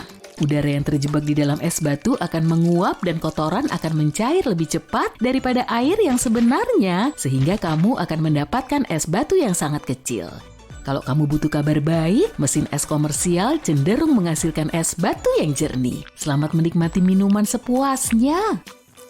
Keyboard nggak selalu disusun seperti sekarang ini. Keyboard pertama dibuat untuk mesin tik. Ingat mesin tik? Keyboard disusun berdasarkan urutan abjad, A berada tepat di samping B dan C, dan seterusnya. Jadi kenapa sistem yang kita kenal dan miliki saat ini disebut QWERTY? Awalnya kalau kamu mengetik tombol terlalu cepat, lengan logam yang menahan huruf akan macet. Solusinya adalah menyebar pasangan huruf yang umum digunakan seperti ST, dan baris atas akhirnya menggunakan huruf QWERTY yang memungkinkan juru ketik mengetik lebih cepat dengan risiko kemacetan yang jauh lebih sedikit. Sistem ini masih digunakan sampai sekarang. Kalau kamu tumbuh besar di daerah off-road, kamu mungkin terbiasa melihat jeriken di sekitarmu. Jeriken sangat penting saat bensin di tangkimu hampir habis kan? Dan kamu berada ratusan mil dari pom bensin terdekat. Jeriken dapat membawa hingga 5 galon bahan bakar, tapi kamu penasaran nggak kenapa jeriken punya 3 pegangan yang berbeda? Fitur aneh ini dirancang untuk mempertimbangkan betapa beratnya membawa bahan bakar. Kalau kamu sendirian, gunakan pegangan tengah, hal ini akan mendistribusikan beban dengan lebih baik. Tapi kalau kamu punya sepasang tangan ekstra, kamu bisa memegang pegangan di kedua sisi dan membawanya. Itu juga berarti kamu adalah seorang mutan. Mari beri dia tepuk tangan. Prok, prok, prok. Saku kecil di dalam pakaian dalam wanita sebenarnya bukanlah saku, ini disebut buhul celana dalam. Buhul ini terdiri dari kain tambahan yang dijahit untuk tujuan higienis. Tapi kebanyakan produsen nggak ingin menghabiskan uang ekstra untuk menjahit kedua ujung kain, jadi ini berubah menjadi sebuah saku. Sementara itu, apakah kamu pernah memeriksa bagian dalam tutup botol soda? Tutup botol kaca dilengkapi fitur khusus, lapisan plastik bening. Dan enggak, plastik ini nggak diciptakan hanya untuk membagikan hadiah dan kode hadiah. Lapisan plastik ini berfungsi untuk menjaga minumanmu tetap bersoda. Lapisan ini bertanggung jawab untuk menjaga karbon dioksida di dalam botol, dan orang yang memikirkan hal itu hebat sekali ya. Aku suka sekali minuman bersoda. Sekarang kalau kamu butuh penggosok panci, coba deh ini. Setiap kali kamu membeli jeruk di supermarket, jangan buang kantong jaringnya ya. Simpan dan buatlah pembersih panci sendiri. Kamu hanya perlu mengikatnya dan alat ini sudah siap. Ini akan bekerja dengan baik pada piring dan membersihkan panci dan wajan yang kotor. Katakanlah kamu sedang berada di tempat umum dan harus menggunakan kamar kecil. Tahukah kamu ke arah mana kertas alas dudukan itu harus diletakkan? Kebanyakan dari kita meletakkannya ke arah belakang karena kupikir hal ini nggak pernah diajarkan di sekolah. Tapi sebenarnya kertas itu harus diletakkan ke arah depan. Dengan cara ini, kertas nggak akan menyeret kuman-kuman. Jangan membuang botol kaca yang kosong ya. Simpan aja botol yang punya gagang yang lebih panjang untuk menyirami tanaman. Kamu hanya perlu mengisinya dengan air dan meletakkannya secara terbalik ke dalam pot, dorong perlahan ke dalam tanah, dan biarkan di sana. Air akan berpindah ke dalam pot saat tanah menjadi kering, cocok untuk semua orang yang selalu lupa menyiram tanaman rumah mereka. Tips berkebun dalam ruangan lainnya, agar air nggak bocor di dasar tanaman, gunakan aja penyaring kopi. Letakkan di dasar pot sebelum menambahkan tanah dan tanaman, penyaring ini akan mencegah air tumpah keluar dari pot. Panduan warna tali ikat roti. Coba deh, hafalkan ini sebelum kamu belanja ke supermarket ya. Mungkin kamu pernah memperhatikan sebelumnya, tapi kantong roti punya label kecil dengan warna yang berbeda. Setiap warna label menunjukkan hari dalam seminggu ketika roti itu dibuat. Hal ini membantu pemilik toko dan konsumen mengetahui seberapa segar roti yang mereka beli. Senin berwarna biru, Selasa berwarna hijau, Kamis berwarna merah, Jumat berwarna putih, dan Sabtu berwarna kuning. Kalau hari Minggu, tukang roti juga butuh hari libur lah ya. Bisakah kamu menolak kekuatan bubble wrap? Kebanyakan orang sangat tergoda oleh bubble wrap sehingga nggak mungkin mendiamkannya untuk waktu yang lama. Tapi tahukah kamu bahwa bubble wrap pada awalnya nggak diciptakan untuk membungkus sesuatu? Sebuah tim insinyur dan seorang penemu mencoba mengembangkan kertas dinding bertekstur. Mereka mencoba merekatkan dua tirai kamar mandi bersama-sama untuk menangkap gelembung udara untuk memberikan permukaan yang lebih tinggi pada kertas dinding. Namun publik nggak suka dengan ide mereka. Baru setelah beberapa tahun kemudian, mereka memahami bubble wrap adalah bahan pembungkus yang sempurna. Yuk kita tepuk tangan untuk penemuan yang tak lekang oleh waktu ini. Atau lebih baik lagi, letusin bubble wrap yuk. Terbang sudah menjadi rutinitas bagi banyak orang. Namun, bahkan mereka yang sering terbang pun terkadang nggak tahu hal-hal yang nggak boleh dilakukan di pesawat. Dilarang bertelanjang kaki di pesawat. Ini adalah salah satu hal yang nggak boleh dilakukan dalam perjalanan udara. Bahkan kalau kita mengabaikan topik bau yang nggak sedap, lantai pesawat sangat kotor. Orang-orang dengan masalah kaki yang menular mungkin telah berjalan di lorong tanpa alas kaki sebelummu. Kemungkinan ada banyak kotoran yang tertinggal dari penumpang sebelumnya. Dan jangan bayangin lantai di toilet deh. Kalau kakimu butuh keleluasaan, lepaskan sepatu, tapi setidaknya kenakan kaos kaki atau bawalah sepasang sandal tipis. Ingat, udara bertekanan di kabin penumpang sama keringnya dengan udara di gurun Sahara dengan kelembaban hanya sekitar 20%. Itulah sebabnya kulitmu mungkin terasa nggak nyaman setelah penerbangan.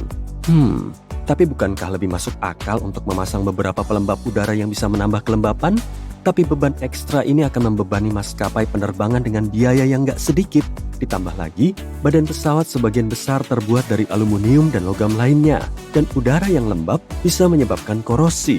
Jadi, jangan lupa untuk membawa pelembab dan menggunakannya selama penerbangan. Selalu kencangkan meja nampan segera setelah pesawat mulai bergerak di landasan. Dan jangan pernah menurunkannya selama lepas landas dan mendarat. Ini adalah langkah keamanan yang memastikan kamu dan penumpang lain memiliki jalur yang jelas kalau terjadi evakuasi darurat. Selain itu, jagalah agar kursimu tetap dalam posisi tegak selama lepas landas dan pendaratan. Pertama-tama, kursi yang bersandar bisa memperlambat evakuasi darurat karena akan menghalangi orang yang duduk di belakang. Terlebih lagi, semakin kamu bersandar ke belakang, semakin sulit untuk masuk ke posisi brace selama pendaratan darurat. Cobalah untuk nggak tidur selama atau tepat setelah lepas landas dan mendarat.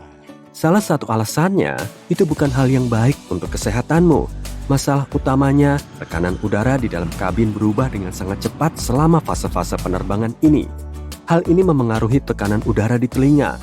Penting untuk selalu waspada selama waktu ini untuk rileks dan membuka telinga misalnya, dengan menguap atau sering menelan ludah.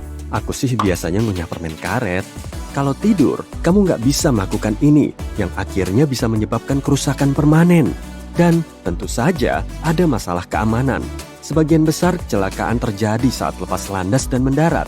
Kalau kamu tidur selama tahap-tahap ini, kamu mungkin nggak cukup waspada dan sadar kalau keadaan darurat terjadi.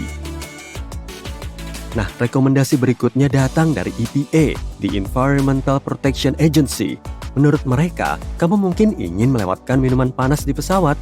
Air yang digunakan untuk membuat teh atau kopi nggak berasal dari botol. Itu adalah air keran biasa. Dan tangki air di pesawat seringkali sudah tua dan penuh bakteri. Pada 2004, ada sebuah penelitian yang menemukan lebih dari 12% sampel air mengandung bakteri berbahaya. Namun kalau kamu tetap memutuskan untuk menikmati secangkir minuman panas di pesawat, jangan pernah menuangkan kopi atau teh sendiri. Pramugari dilatih untuk menangani tugas ini di lorong-lorong pesawat yang penuh sesak dan gak akan membuat kamu atau penumpang lain tersiram air panas secara gak sengaja. Mungkin lebih baik kalau kamu gak memesan Coke di pesawat. Tekanan kabin yang begitu rendah di udara menyebabkan banyak buih. Untuk alasan ini, pramugari gak ingin menyajikan cangkir yang penuh dengan buih. Itu sebabnya mereka hanya mengisi setengah cangkir, lalu menunggu sampai buihnya mengendap dan kemudian menuangkannya. Itu bisa memakan waktu lama. Biarkan ventilasi udara terbuka. Dengan cara ini, kamu akan meminimalkan penyebaran kuman. Pesawat memiliki penyaring udara berkualitas tinggi. Penyaring ini bisa menangkap hingga 99% kuman yang ada di udara. Jadi, kamu seharusnya aman di sana. Tapi pastikan kamu membersihkan meja nampan itu ya. Dengan bakteri 8 kali lebih banyak daripada tombol flush toilet, ini adalah tempat paling kotor di pesawat. Hal lain yang harus kamu hindari adalah menyandarkan kepala di jendela kalau kursimu dekat jendela. Kamu nggak akan pernah tahu siapa yang menduduki kursi sebelum kamu. Dan bagaimanapun juga, kaca jendela kemungkinan besar dipenuhi kuman. Katakan tidak pada sandal backless dan sepatu hak tinggi dalam penerbangan. Aku sih nggak pakai itu. Ada alasan keamanan yang sangat serius untuk permintaan tersebut. Masalahnya, kedua jenis alas kaki ini menyulitkan evakuasi pesawat dengan cepat. Kalau kamu mengenakan sepatu hak tinggi, kamu harus meninggalkannya kalau kru menggunakan perosotan darurat selama evakuasi. Sepatu hak tinggi sangat mungkin merusak perosotan, jadi jangan dipakai ya. Sekarang tanyakan pada dirimu, apakah kamu benar-benar ingin melarikan diri dari pesawat tanpa alas kaki? Aku akan menjawab untukmu, tidak. Sebagai gantinya, pakailah sepatu yang kokoh dengan sol yang kuat, sehingga kamu nggak akan berdiri di landasan yang panas atau di rerumputan tanpa alas kaki sama sekali.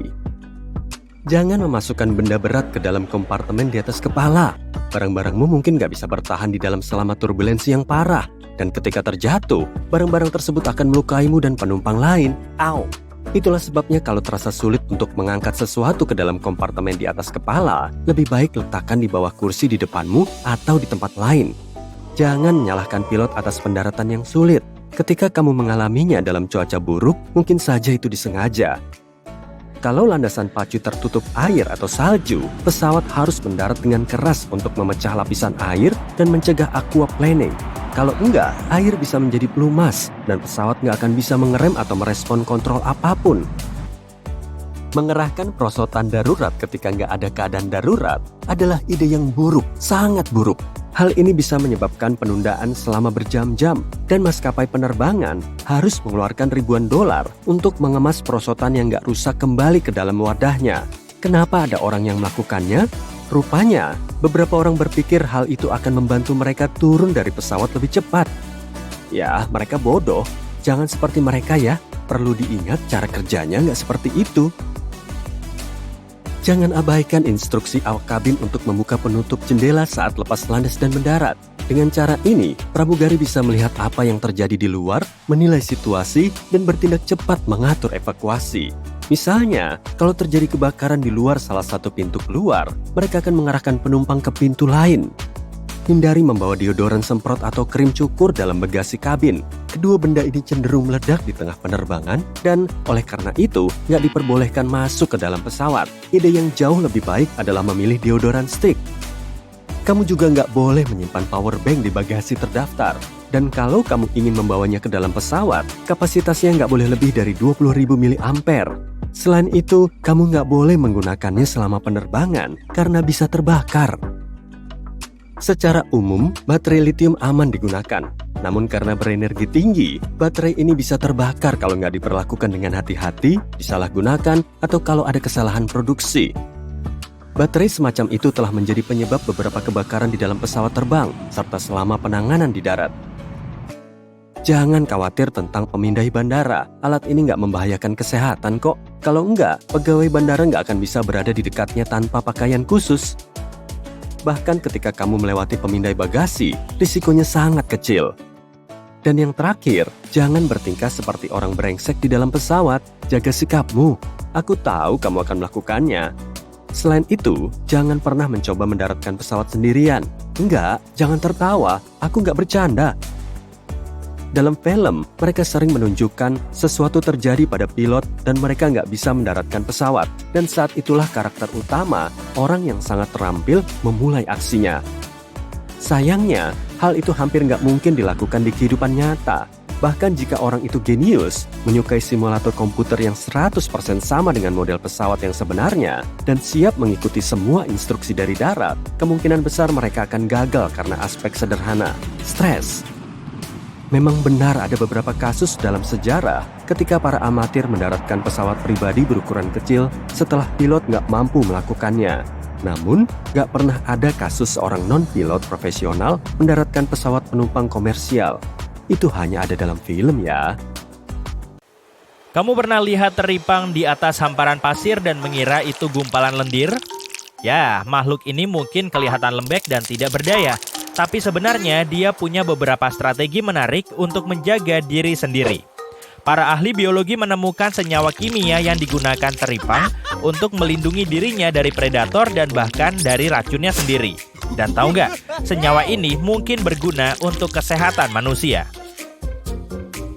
Saat merasa terancam, teripang mampu mengeluarkan bagian tubuhnya yang seperti benang. Tabung-tabung ini melumpuhkan predator dengan zat lengket dan beracun. Racun tersebut berasal dari beberapa senyawa kimia yang biasa ditemukan pada tanaman. Menariknya, bahan kimia ini jauh lebih jarang ditemukan pada hewan, tapi teripang telah berevolusi untuk bisa memanfaatkannya. Zat-zat ini juga dikenal karena sifat antioksidan dan anti-inflamasinya. Zat ini sudah digunakan di banyak industri seperti kosmetik. Tapi menggunakan bahan kimia ini sebagai pertahanan menciptakan masalah besar bagi teripang. Dia bisa aja merusak diri sendiri dengan racunnya itu. Ini berarti sel-selnya sendiri nggak boleh mengandung kolesterol, target yang diikat dan ditembus oleh racun. Sebagai gantinya, teripang mengembangkan dua jenis alternatif kolesterol. Ini adalah strategi pertahanan diri. Kalau bisa menghasilkan zat beracun ini, kamu pun harus bisa mencegah dirimu sendiri sakit. Teripang ternyata cerdik juga ya, jadi jangan sentuh ya kalau kamu nemu teripang di pantai. Omong-omong tentang hal-hal yang harus kamu hindari di pantai, mari kita beralih ke siput kerucut marmer. Makhluk yang sangat unik dan berbahaya yang bakal bikin kamu pusing. Makhluk satu ini cukup mendunia. Siput ini dapat ditemukan mulai dari ujung selatan India sampai ke Okinawa Jepang dan ke Tenggara sampai ke Kaledonia Baru dan Samoa. Hebat juga dia, dan bukan cuma tempat-tempat ditemukannya aja yang menarik, tapi juga cara berburunya. Siput ini mungkin kecil, tapi dia predator yang ganas. Dia suka memangsa siput lain dan terkadang bahkan dari jenisnya sendiri. Saat lapar, siput ini akan menjulurkan gigi putihnya yang panjang dan menembakkan tombak yang penuh racun ke arah mangsanya. Dan kalau itu nggak berhasil, dia akan menyerang mangsanya berkali-kali hanya untuk memastikan. Tekadnya kuat juga ya. Setelah tombak mencapai sasarannya, mangsa menjadi tidak bisa bergerak dan otot-ototnya mulai mengendur. Dan saat mangsanya tidak berdaya, siput bisa mulai mengunyahnya. Penasaran kamu bisa nemu makhluk menakutkan ini di mana? Dia bisa ditemukan di perairan yang cukup dangkal, biasanya di anjungan terumbu karang atau puncak laguna, serta di pasir di bawah bebatuan atau di antara rumput laut. Jadi, hati-hati ya kalau berenang, sekedar mengingatkan. Sisi terangnya, ternyata racun siput ini sedang dikembangkan sebagai pengobatan potensial untuk rasa sakit. Beberapa bahan kimia yang ditemukan dalam zat ini telah dipelajari dan menunjukkan hasil yang menjanjikan. Siapa sangka predator yang luar biasa ini punya sisi yang lembut juga. Berikutnya, dalam daftar makhluk yang harus kamu hindari adalah ikan kecil yang disebut ikan batu. Kamu mungkin mikir, ini kayak peliharaan lucu, tapi aku kasih tahu ya, ikan ini bukan untuk dipelihara. Faktanya, ini adalah ikan yang paling berbisa di lautan. Ikan ini ahli dalam menyamar, menyatu dengan lingkungannya di dasar laut yang berbatu atau berlumpur di habitat laut di kawasan Indo-Pasifik. Makhluk ini layaknya ninja di lautan, menunggu dengan sabar sampai mangsanya berenang lewat sebelum menyerang dengan cepat dan menelannya utuh-utuh. Tapi masalahnya, kamu bisa aja berenang di dekat ikan batu ini tanpa menyadari keberadaannya. Iya, aku tahu yang kamu pikirkan. Jangan sampai deh nggak sengaja nginjak ikan batu. Dan ya, aku setuju. Ikan ini punya banyak duri yang melapisi punggungnya. Dan duri-duri itu melepaskan racun saat terinjak. Au! Racunnya bisa menimbulkan rasa sakit yang luar biasa, pembengkakan dan jaringan yang rusak. Liburanmu di pantai bisa jadi mimpi buruk. Tapi jangan khawatir, ikan batu nggak akan menyerangmu. Ikan ini menggunakan duri-durinya untuk bertahan, bukan menyerang. Jadi selama kamu nggak mengganggu atau menginjaknya, kamu akan baik-baik aja. Berhati-hatilah saat melangkah, dan mungkin kamu harus beli sepatu air. Tapi kalau kebetulan kamu tersengat, segera cari bantuan medis. Sebaiknya selalu perhatikan jalanmu. Kibaskan kakimu supaya nggak nginjak ikan secara langsung, dan kenakan sepatu air kalau kamu berada di area yang mungkin menjadi rumah bagi ikan batu. Kamu pernah ketemu lionfish dari dekat? Ikan ini indah sekali ya, dengan warna-warna dan sirip yang terlihat seperti sayap dan aksesoris. Sangat mudah untuk terpesona oleh keanggunannya, tapi jangan tertipu oleh penampilannya yang menakjubkan. Ikan ini nggak bisa diganggu. Faktanya, ini adalah salah satu ikan paling berbahaya di lautan. Kalau tersengat, kamu akan merasakan sakit yang luar biasa, bahkan mungkin reaksi alergi. Lionfish menyuntikkan racun melalui sirip punggung dan sirip perutnya yang setajam jarum. Ikan ini nggak agresif dan nggak akan menyengatmu tiba-tiba, tapi dia akan bertindak untuk membela diri kalau diprovokasi atau ditangkap. Bukan hanya racunnya yang membuatnya berbahaya, dia juga punya gigi-gigi kecil. Namun, alih-alih menggunakannya untuk menggigit predator, ikan ini punya sesuatu yang lebih berbahaya, siripnya. Lionfish menggunakan sirip yang seperti tulang belakang ini untuk menangkal predator, dan sayangnya itu termasuk manusia. Jadi meski kamu mungkin tergoda untuk berenang mendekati ikan ini dan menyapanya, berhati-hatilah dengan duri-durinya yang tajam. Tapi inilah masalahnya, lionfish ini bisa dimakan. Ada yang bilang ikan ini sebenarnya lumayan lezat. Dan karena ikan ini merupakan ancaman bagi ekosistem terumbu karang, konsumsi manusia sangat dianjurkan. Pastikan kamu udah buang duri-durinya yang berbisa ya. Kalau kamu snorkeling atau berenang di dekat karang di Samudra Atlantik atau Pasifik, kamu mungkin akan bertemu dengan ikan-ikan yang menakjubkan ini.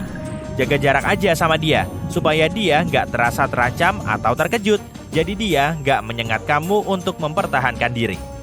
Bulu babi juga bisa menimbulkan masalah. Jangan khawatir, makhluk ini tidak akan melompat dari terumbu dan melemparkan duri ke arahmu. Bulu babi sama sekali tidak agresif. Makhluk ini ada di mana-mana, mulai dari pantai berbatu hingga terumbu karang, dan cukup umum ditemukan di hampir semua perairan asin, termasuk di seluruh samudra di dunia. Jadi, gak heran kalau cedera bulu babi juga cukup umum terjadi. Tapi ya, kecelakaan bisa aja terjadi kan? Terutama saat perhatian kita teralihkan oleh penyu kecil yang lucu atau terlalu bersemangat menjelajahi lokasi penyelaman baru. Yuk kita bahas tentang mekanisme pertahanannya. Makhluk kecil ini punya dua cara untuk mempertahankan diri. Duri dan struktur kecil seperti rahang yang dapat menyuntikkan zat menyakitkan. Beberapa spesies punya duri yang panjang dan tajam yang dapat dengan mudah menembus pakaian selam tebal dan menancap jauh di dalam kulitmu. Ya ampun. Tapi tenang, mudah kok menghindari bulu babi. Cobalah untuk tetap waspada terhadap lingkungan sekitar. Waspada terhadap duri yang menonjol di pasir dan tetaplah mengapung. Ini akan membantumu untuk tetap berada setidaknya beberapa meter dari karang yang mungkin menyembunyikan bulu babi di celah-celahnya. Dan kalau di pintu masuk pantai ada banyak bulu babi, pilih aja lokasi penyelaman yang lain, gak masalah. Oke, sekarang kita akan bahas tentang pertolongan pertama untuk sengatan bulu babi. Merendam area yang tersengat dalam air panas hingga 1,5 jam dapat membantu memecah zat berbahaya dan mengurangi rasa sakit. Cabut duri dengan hati-hati menggunakan pinset dan amati area tersebut untuk menghilangkan duri-duri yang mengganggu. Kemudian, cuci area yang terluka dengan sabun dan bilas dengan air bersih. Oleskan juga krim topikal kalau kamu punya. Dan tentunya, perhatikan tanda-tanda alergi dan segera hubungi dokter spesialis kalau ada sesuatu yang aneh. Tapi dari sekian banyak bahaya di laut dalam, ada juga cacing api berjenggot, ikan buntal, dan karang api. Jadi, gak perlu terlalu panik sama teman-teman bulu babi kita. Lagi pula, dibandingkan dengan makhluk lain, bulu babi cukup jinak kok. Di tengah hutan yang lebat, ada yang memulai pendakian hutan. Menyelami kedalaman taman bermain alam yang tersembunyi. Tapi ini bukan jalan-jalan biasa di antara pepohonan. Perjalanan ini mengarah pada penemuan yang menakutkan dan membuat bulu kuduk merinding. Tokoh utama kita dengan binar keingintahuan di matanya menemukan liang yang tersembunyi di balik bayang-bayang. Rasa ingin tahu melebihi rasa takutnya dan penjelajah kita pun mendekat. Ini bukan sembarang liang-liang, ini milik seekor rubah. Jadi, bagaimana kalau sang penjelajah mengambil langkah yang salah dan si rubah harus melarikan diri?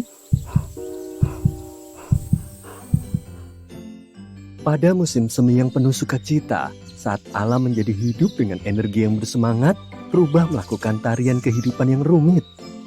Pada saat inilah rubah mencari penghiburan di tempat perlindungan bawah tanah mereka. Sepanjang sisa tahun, ketika dunia di sekitar mereka berkembang, rubah lebih suka berjemur di bawah sinar matahari, menemukan kenyamanan di atas tanah, kecuali ketika cuaca berubah menjadi buruk. Dalam kondisi yang paling buruk, mereka mencari perlindungan di dalam liang, melindungi diri mereka sendiri dari elemen-elemen yang ada. Liang ini, yang dikenal sebagai tanah rubah, biasanya hanya terdiri dari beberapa pintu masuk, kadang-kadang ditutupi dengan tanah dan puing-puing yang berserakan. Selama bulan-bulan musim dingin, rubah yang rajin menggali liang tambahan untuk mengantisipasi musim semi yang akan datang. Kadang-kadang di antara sisa-sisa perjalanan bawah tanah mereka terdapat rubah yang gugur. Bukti dari siklus kehidupan di dalam jaring bawah tanah yang rumit ini. Jika seseorang menjelajahi tanah rubah ini, dia akan melihat sisa-sisa makanan yang masih segar di luar liang selama bulan April hingga Juni. Selama periode ini, ketika anak-anak rubah yang lucu menghiasi bumi dengan kehadiran mereka, kita bisa melihat sisa-sisa makanan mereka. Sebuah tanda menggembirakan akan kehidupan yang sedang berlangsung. Jadi, seperti apakah tanah rubah ini? Lagi pula, ada juga hewan lain yang memiliki sarang di hutan. Sekarang, mari kita masuk ke inti permasalahan. Sarang rubah, tempat tinggal rumit yang dihuni oleh makhluk nakal ini, cenderung terletak di daerah yang berlimpah dengan tanaman hijau subur. Kamu mungkin akan menemukan makhluk-makhluk ini bersembunyi di bawah dahan pohon yang rindang atau berlindung di bawah bebatuan yang megah. Jika kamu menemukan lubang kecil nyaman yang tampaknya dibuat khusus untuk rubah dan kamu mencium aroma yang pasti disertai dengan petunjuk menarik lainnya seperti tulang belulang yang berserakan, kemungkinan besar kamu telah menemukan sarang rubah. Sayangnya temanku yang penasaran, tidak ada petunjuk pasti untuk mengetahui di mana rubah yang licik ini memilih untuk membangun sarang mereka. Mereka memiliki kemampuan luar biasa untuk beradaptasi dengan lingkungan yang beragam, baik itu padang rumput terbuka, hutan lebat, atau bahkan tundra yang tak kenal ampun. Bayangkan ini, sarang rubah terdiri dari minimal 4 hingga 5 bagian. Ada pintu masuk yang megah, jalur yang adalah bagian penting, sarang utama, dan ruang rahasia yang berfungsi sebagai tempat penyimpanan makanan. Tergantung pada ukuran kawanannya, mungkin ada ruangan tambahan untuk menampung seluruh kawanan rubah. Sekarang, bayangkan kamu ada di acara pembukaan sarang rubah. Ada pintu masuk dan jalan setapak membentuk koridor yang mengarah sekitar 1 hingga 2,4 meter ke dalam tanah, menghubungkan dunia luar dengan tempat berlindung yang nyaman di dalamnya. Tapi bukan itu saja, rubah sebagai perencana yang cerdas menimbun harta karun hasil buruan mereka di sarangnya. Ya, mereka memiliki area penyimpanan makanan sendiri tempat mereka menyembunyikan semua temuan lezat mereka. Jumlah ruangan di dalam sarang dapat bervariasi menyesuaikan dengan ukuran kelompoknya. Karena makhluk cerdik ini memastikan ada cukup ruang untuk melahirkan dan membesarkan anak-anak mereka yang menggemaskan. Mereka bahkan mungkin menggali terowongan tambahan dan membuat pintu masuk tambahan hanya untuk membuat segalanya tetap menarik. Sekarang, mari kita bicara tentang urusan kuliner. Rubah adalah hewan yang pandai menyimpan makanan dalam jumlah besar, siap menghadapi musim dingin dan musim kawin. Namun, mereka bukan penimbun yang boros. Mereka biasanya menyimpan makanan secukupnya untuk bertahan selama beberapa hari, mengingat mereka tidak menyantap mangsa segar setiap hari. Buah beri dan buah-buahan sering menghiasi ruang penyimpanan mereka, sementara daging yang lezat menjadi pusat perhatian dalam petualangan kuliner mereka. Penasaran dengan kedekatan sarang rubah satu sama lain? Nah, jika tanahnya berlimpah dengan makanan dan air segar, kamu mungkin akan menemukan 2 atau 3 sarang rubah dalam radius 26 km persegi. Tapi, jika sumber dayanya langka, ya kamu mungkin harus memperluas pencarianmu hingga mencakup wilayah seluas 52 km persegi untuk menemukan satu sarang saja. Namun, kisah ini tidak berakhir di situ. Rubah sesuai dengan sifatnya yang banyak akal, seringkali memiliki banyak sarang. Mereka mempertahankan sarang utama yang sering dikenal sebagai sarang kelahiran yang memiliki nilai sentimental. Selain itu, mereka juga memiliki sarang cadangan untuk keadaan yang tidak terduga. Dan jangan lupakan keahlian mereka dalam mengklaim sarang yang ditinggalkan atau dipinjam sebagai sarang mereka. Penipu yang cerdik, bukan? Sekarang, mari kita bahas tentang makhluk yang mengagumkan ini. Rubah memiliki beragam spesies, ukuran, dan variasi yang menarik yang tersebar di seluruh planet kita. Tapi bintang utama dalam pertunjukan ini adalah rubah merah yang dapat ditemukan di setiap benua kecuali di Antartika yang sangat dingin. Meskipun sebagian besar rubah lebih menyukai ketenangan lanskap pedesaan, jangan kaget jika mereka menjelajah ke wilayah tempat tinggal perkotaan dan pinggiran kota, di mana mereka mungkin berpapasan dengan manusia. Pertemuan antara rubah dan manusia, sebuah kisah tentang dua hal yang ekstrem. Beberapa orang yang baik hati berusaha memenangkan hati hewan-hewan ini, menawarkan informasi dan membujuk mereka untuk masuk ke dalam jangkauan tangan mereka. Di sisi lain, ada juga yang gemetar hanya dengan memikirkan rubah karena takut akan sifat mereka yang licik dan ganas. Sekarang bayangkan skenario ini, bagaimana jika seekor rubah mendekatimu atau melancarkan serangan? Biasanya, rubah tidak menimbulkan ancaman bagi manusia dan tidak memiliki niat buruk. Mereka lebih suka memangsa mamalia kecil atau ternak dan tidak menyerang manusia untuk berburu atau membela diri. Namun, ada beberapa kasus rubah yang dilaporkan berpapasan dengan manusia, termasuk beberapa insiden.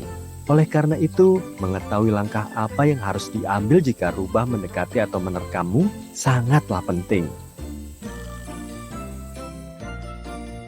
Rubah memang bisa dijinakkan, namun sifat aslinya tetap liar dan tindakan mereka tidak dapat diprediksi.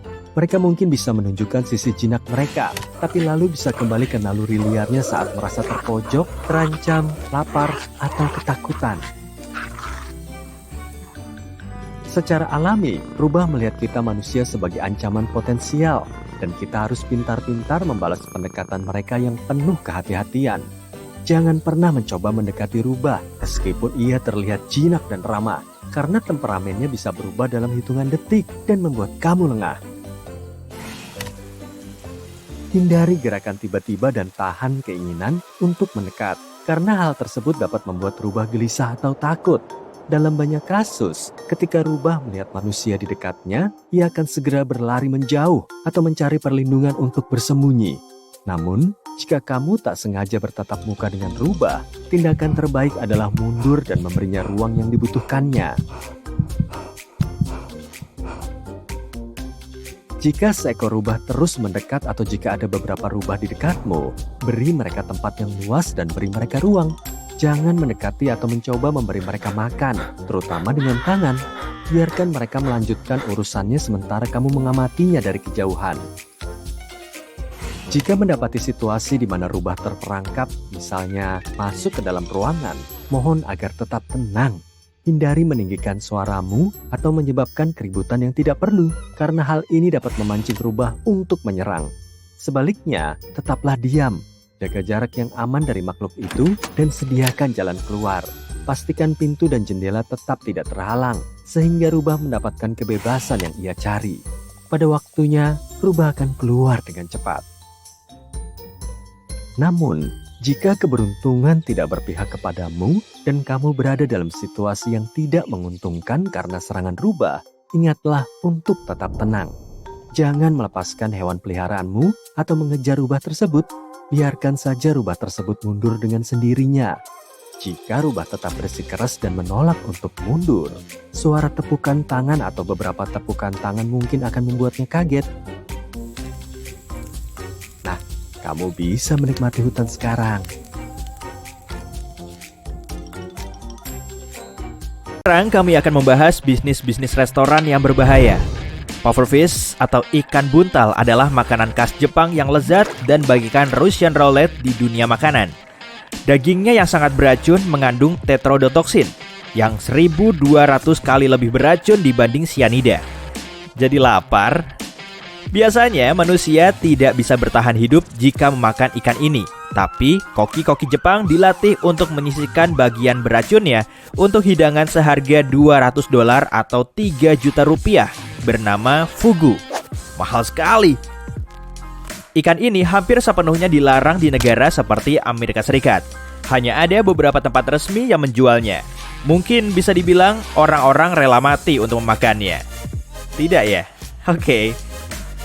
Makanan lain yang juga banyak dilarang adalah kazumarzu, yang artinya keju busuk dalam bahasa Italia. Jika kamu ingin mencicipinya, pergilah ke Sardinia, Italia. Pada dasarnya, ini adalah keju dari susu domba. Lalat khusus dibiarkan bertelur di dalamnya dan ditinggalkan di dalam keju itu selama 40 hari. Terdapat belatung hidup di makanan unik ini yang menjaga penguraian keju dan memberikan tekstur yang khas dan rasa pedas. Negara seperti Amerika Serikat juga melarangnya untuk alasan kesehatan. Memang, untuk alasan apa lagi? Tidak seperti kazumarzu yang lembut dan lunak, Churpi dikenal sebagai keju terkeras di dunia. Seperti keju biasa, keju ini terbuat dari susu. Perbedaan utamanya adalah keju ini tetap segar sampai 20 tahun. Susunya juga lumayan istimewa. Sapi penghasilnya yang merupakan persilangan antara sapi dan yak, memakan berbagai herba gunung. Keju yang terbuat dari susu gurihnya memiliki rasa yang unik. Aki, buah nasional Jamaika, punya rasa yang unik juga. Rasanya lumayan ringan, teksturnya mirip mentega dan lembut, dan rasanya seperti telur orak-arik. Eki hanya aman dimakan jika sudah benar-benar matang. Tapi berhati-hatilah, satu-satunya bagian yang bisa dimakan adalah daging lembutnya yang berwarna putih. Daging pinknya yang beracun dan biji hitamnya tak boleh tertelan. Salah satu hidangan tradisional Jamaika yang memakai buah ini disebut ackee dan saltfish. Ya, setidaknya itu ikan kod, bukan ikan buntal. Makanan lain yang harus 100% matang agar aman dimakan adalah elderberry. Berry yang satu ini cukup terkenal. Kamu bisa menemukannya di pie, sirup, teh, selai, banyak sekali. Tapi olahlah berry ini dengan benar karena ada kandungan sianidanya. Elderberry yang sudah matang dan dimasak tidak berbahaya. Itu kabar baiknya. Sebenarnya hampir semua biji mengandung sianida. Ceri favoritmu juga mengandung sianida. Jumlahnya kecil dan tidak berpotensi menyebabkan bahaya apapun. Tapi cobalah untuk tidak menelannya. Sama halnya dengan persik, plum, dan aprikot. Tapi ingat, jangan mengunyahnya terlalu lama. Jika kamu penggemar boga laut, kamu mungkin ingin mencicipi sanakji. Ini adalah tentakel bayi gurita yang dibumbui. Tapi masalahnya, semuanya masih hidup. Orang yang pernah mencoba hidangan Korea ini mengaku tentakelnya masih bergerak di piring dan bisa menempel di bagian dalam mulut karena fungsi isapnya tetap aktif. Tentakel, fungsi isap. Selanjutnya, aku punya fakta seru makanan lain. Hiu Greenland tidak punya saluran kemih dan semua kotoran yang mereka hasilkan pada dasarnya disaring melalui daging dan kulit, sehingga dagingnya beracun. Itu alasan yang cukup untuk tidak memakannya kan? Tapi sayangnya tidak di Islandia. Hakal, yang merupakan olahan daging hiu, digantung terlebih dahulu sampai kering selama 3-5 bulan. Pada akhirnya, kita akan mendapatkan makanan seperti ikan fermentasi berbau amonia dengan tekstur jelly yang mengingatkan kita ke roti basah. Enak! Pernah makan yang satu ini? Singkong adalah umbi-umbian tropis beracun yang punya dua jenis. Variasi yang manis memang mengandung sedikit sianida, tapi kita hanya perlu memasaknya untuk mengurangi kandungan racunnya ke tingkat yang aman. Untuk membuang semua racun dari singkong yang pahit, umbinya harus diparut, lalu direndam dan akhirnya dimasak dengan benar agar bisa dimakan. Umbi-umbian ini sangat berpati dan rasanya lembut sekali. Singkong bisa digunakan seperti kentang, ditumbuk, direbus, atau digoreng. Sama pesan singkong goreng, sianidanya dipisah ya. Rhubarb tampaknya cocok berada dalam daftar hidangan kita yang terkenal akan bahayanya ini, tapi mungkin ini lebih parah. Daunnya sangat beracun, mengandung asam oksalat dan tidak boleh digunakan dalam memasak, memanggang, atau apapun yang kamu inginkan. Jika kamu pernah mencoba memakannya, konsekuensi yang paling ringan adalah sensasi terbakar di seluruh mulut, mual, dan masalah pernapasan. Jika kamu tinggal di Indonesia dan belum pernah ke luar negeri, kemungkinan kamu belum pernah mencicipi haggis, karena lebih umum ditemukan di Skotlandia. Pudingnya Skotlandia ini terbuat dari berbagai macam jeroan domba. Aku tak perlu menyebutkan detailnya ya. Yang ditambah sedikit oatmeal, banyak bawang bombay cincang, suet, jangan tanya itu apa, dan sedikit kaldu. Teksturnya agak bergumpal serta kasar, dan juga pedas. Haggis biasanya disajikan dengan kentang tumbuk atau lobak tumbuk. Setidaknya bukan singkong tumbuk. Omong-omong, bukan berarti kentang tidak berbahaya. Semua bergantung apakah kentang yang kamu makan sudah matang atau belum. Jenis yang disebut kentang hijau penuh dengan racun dan kecambah kentang mengandung solanin yang lumayan beracun. Sama halnya dengan almond dan kacang mete hijau yang penuh sianida jika belum cukup matang. Untungnya, kacang yang kita beli di supermarket telah diproses dengan baik, yang artinya benar-benar aman. Ada satu bistro di Bangkok yang telah memasak sup daging sapi dan mie yang sama selama 45 tahun. Serius, makanan ini sudah dididihkan selama lebih dari 4 dekade. Kaldunya tidak pernah dibuang, selalu disimpan semalaman untuk sup hari berikutnya. Wajannya pun tidak dicuci untuk mempertahankan cita rasa uniknya. Ada bekas minyak yang sangat tebal di pinggiran panci besar yang terbentuk akibat tumpahan sup mendidih selama 45 tahun tanpa henti. Ada yang mau kutraktir? Telur 1000 tahun atau telur pitan dari Tiongkok tidak berwarna putih dan kuning. Warnanya hitam dan abu-abu saat dibuka, dan warna luarnya hijau kecoklatan. Untuk memasak hidangan Tiongkok yang gurih ini, yang kamu butuhkan hanyalah teh, jeruk nipis, garam, abu kayu, dan sedikit air untuk mencampur semuanya. Celupkan telur mentah ke campuran ini dan bungkus dengan sekam padi agar tidak saling menempel. Lalu, biarkan selama 100 tahun. Tidak, aku bercanda. 10 hari sudah cukup jika cuacanya panas. Untuk cuaca dingin, bisa memakan waktu sampai 30 hari. Hei, jangan pergi. Makanan kita makin enak kok. Kotoran burung sepertinya tidak enak, tapi di Greenland ada hidangan lokal yang berbahan dasar itu. Hidangan ini disebut urumit. Tulisan di sini sih begitu ya. Dan terbuat dari kotoran burung ptarmigan. Nyam, nyam, nyam. Orang-orang mengumpulkannya pada musim dingin. Lalu saat sudah kering, urumit dimasak bersama minyak anjing laut yang sudah tengik dan daging anjing laut. Kotoran yang dimasak seperti ini terasa seperti gorgonzola. Tambah seporsi. Anehnya, tuna yang tidak berbahaya bisa sangat berbahaya. Ikan besar ini berumur panjang di laut. Masalahnya, tingkat merkuri di lautan telah meningkat secara signifikan dalam beberapa dekade terakhir dan ikan menyerapnya sampai ke daging. Jika kamu makan banyak tuna atau ikan laut besar lainnya, kamu berisiko mengalami keracunan merkuri. Bukan berarti kamu harus berhenti memakannya, cukup pantau konsumsi mingguanmu. Selain itu, bola mata tuna adalah makanan yang cukup populer di Tiongkok dan Jepang. Tapi untungnya, bola mata tuna perlu direbus sebelum dimakan. Dan jangan lupa menambahkan bumbu. Jika takarannya pas, kamu akan mendapatkan hidangan yang terasa mirip cumi-cumi dan memelototi matamu. Haha, untungnya harganya tidak sampai Rp20.000. Kacang merah sebenarnya agak beracun juga. Kamu mungkin tidak pernah menyadari atau bahkan tidak mengetahuinya. Itu karena kita memakannya setelah diproses dengan baik. Kacang yang dimasak dan dipanggang tidak berbahaya. Sementara kacang merah mentah mengandung protein beracun di dalamnya. Untuk menghilangkannya, kamu harus merendamnya terlebih dahulu. Sebaiknya semalaman dan mengganti airnya sebelum merebus. Saat sudah lembut, kacang merah berubah menjadi sumber protein non-toksik dan nutrisi lainnya. Di Kamboja, kamu bisa mencoba camilan renyah dan crispy yang rasanya mirip kepiting. Hidangan ini digoreng dan diberi bumbu.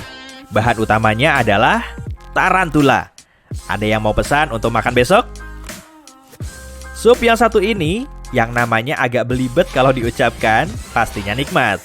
Cita rasanya tajam, tapi lembut, dan rasanya seperti udang. Nah, hidangan tradisional Laos ini terdengar menggiurkan, sampai kamu sadar kalau bahan utamanya adalah telur semut. Untuk menciptakan sedikit rasa asam, mereka juga sering menambahkan beberapa semut kecil. Di Meksiko, biji jagung yang menghitam karena busuk tidak langsung dibuang. Mereka menyimpannya sebagai kuliner spesial yang bernama silakan dibaca sendiri. Jamur di sekitar biji jagung ini memberikan aroma kayu yang enak sekali. Nyam-nyam, mulai lapar? Beberapa hidangan perlu dekorasi, terutama kue dan pie. Di Inggris ada pie bernama Stargazy. Sesuai namanya, ada sarden yang ditemani kentang dan telur. Mencuat keluar dari kulit pie dan menatap ke langit. Terkadang ekornya yang mengarah ke langit. Jamur teh adalah minuman aneh lain yang biasa diminum di Eropa Timur bersama dengan minuman berbahan dasar susu asam. Pada dasarnya, ini adalah teh hitam atau hijau yang difermentasi. Teh ini dibuat dengan menambahkan kultur bakteri utuh yang tidak dikonsumsi tapi hanya memfermentasi ke teh manis yang gulanya bertindak seperti ragi. Silahkan tambahkan jus, rempah, atau apapun yang kamu mau. Yap, aku sudah lumayan mual. Aku ke kamar mandi dulu ya. Sampai jumpa lagi.